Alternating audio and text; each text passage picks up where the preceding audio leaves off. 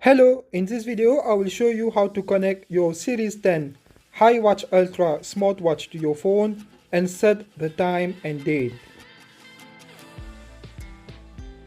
The first step is to scan the QR code on the smartwatch to make sure that it is using the Hiwatch Ultra application. If your smartwatch is using any other application like Fit Pro, Hiwatch Pro or Fit Cloud Pro, you may find videos on my channel on how to connect these smartwatches to your phone. Install the application on your smartphone. Turn on Bluetooth and GPS location on your phone and make sure that your phone has an internet connection. Open the application on your phone and follow the steps shown in the video to connect your smartwatch to your phone.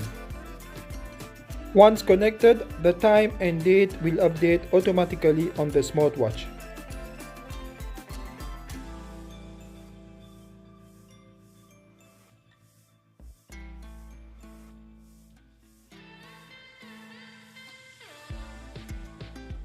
Here is a video on how to change the wallpaper on the smartwatch to any picture from your phone. Thank you for watching and please subscribe to my channel.